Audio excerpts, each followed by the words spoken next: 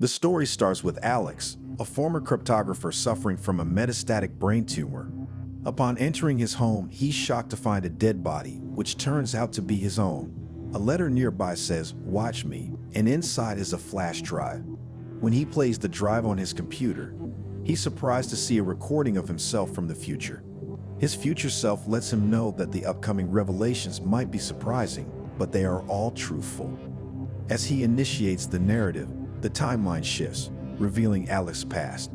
One day, while he's asleep at home, there's a knock on the door. Investigating, he finds Rebecca Stillman accompanied by two guards. She identifies herself as being from ARIST, Advanced Research Institute of Science and Technology, and wishes to speak with him. Initially hesitant, Alex becomes more open when Rebecca mentions a job opportunity, leading him to invite them in.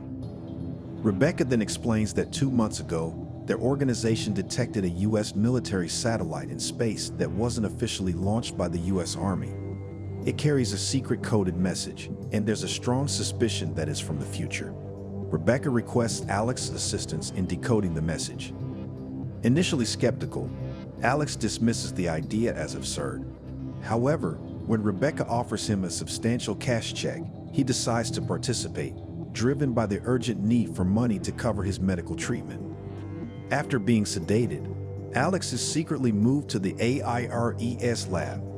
Upon waking up, Rebecca introduces him to the satellite that the organization discovered.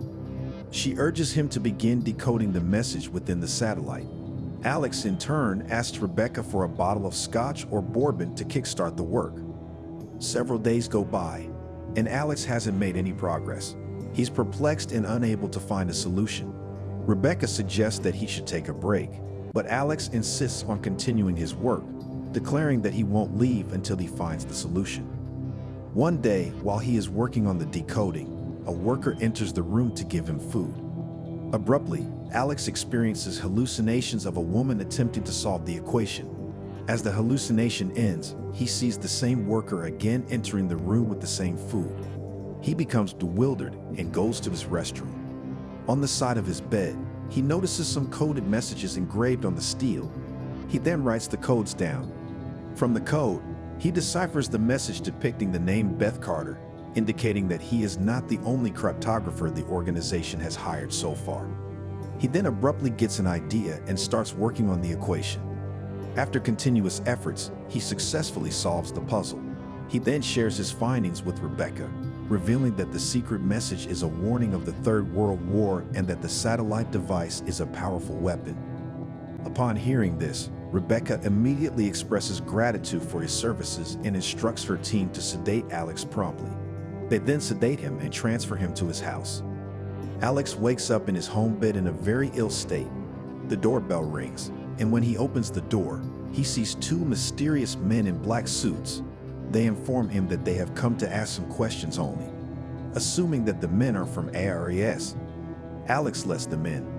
The men then ask very absurd questions, appearing curious about why he deciphered the code. Alex explains that it was his job and he did it for money.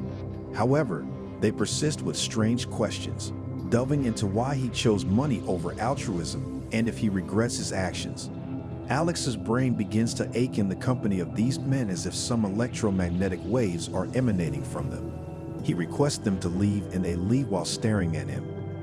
Alex then types on his computer to inform others about the events, but Rebecca hacks his computer, stating that it was part of his contract not to disclose anything about the project. Alex becomes really annoyed by the realization that the organization is monitoring him 24/7. One night, as he is manually writing code, the lights suddenly go out. Alex goes outside to check and is surprised to see one of the men who previously questioned him, mysteriously expanding like a monster. He rushes back inside his house and looks through the window to witness the man continuously growing and extending his hand towards him. The next morning, Rebecca comes to visit Alex and finds the house in a dismal condition. Alex is in a very rough state and tells Rebecca that he has discovered the truth. The satellite was not sent from the future, but by aliens who are interacting in our time and space through wormholes. He insists that the aliens intend to end the world, and they must stop the device. Rebecca, however, does not believe Alex's words and suggests that he is hallucinating due to his brain tumor.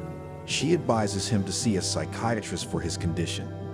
Rebecca leaves, and we see Alex burying his own future self by digging a grave.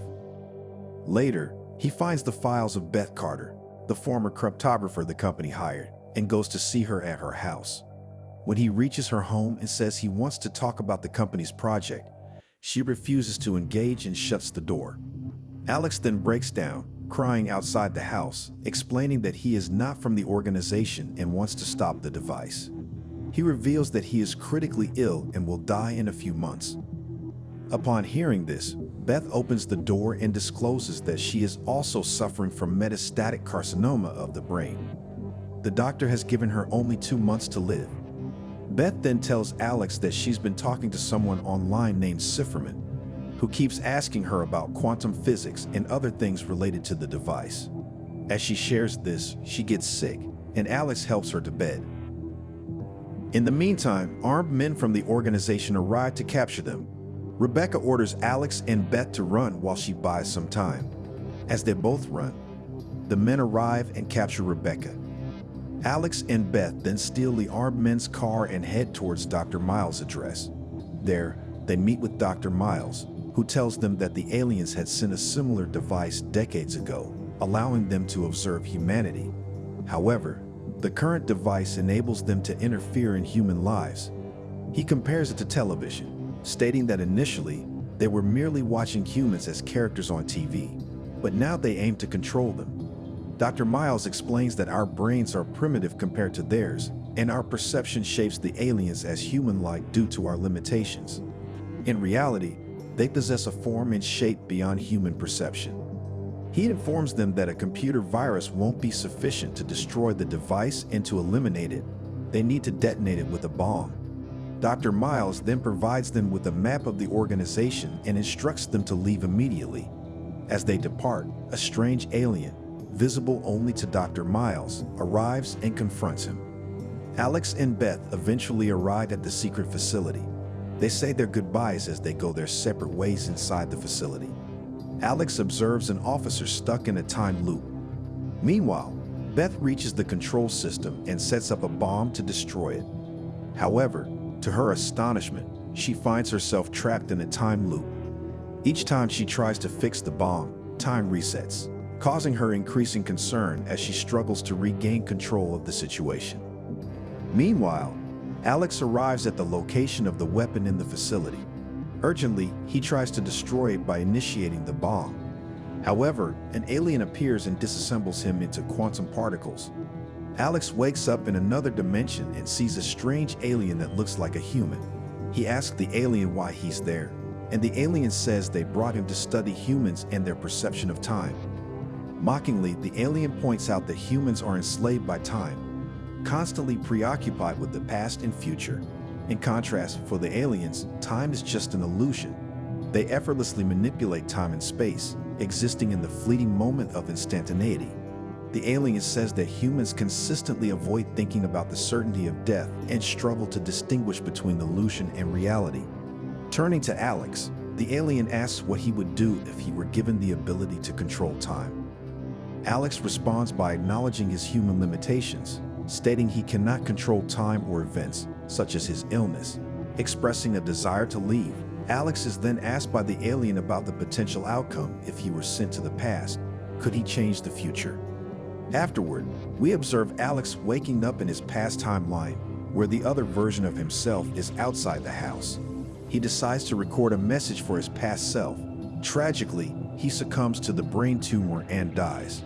In the recorded message, he advises his past self that, even though one cannot change the ultimate outcome, they have control over the journey. He suggests forgetting the upcoming events and living peacefully, acknowledging his inability to prevent the impending alien threat. He also recommends refraining from contacting Beth to enable her to live her remaining days in peace. So this concludes today's story. If we were able to live in a dimension where time is merely an illusion, how differently would you live life? Share your thoughts in the comments below and see you in the next video.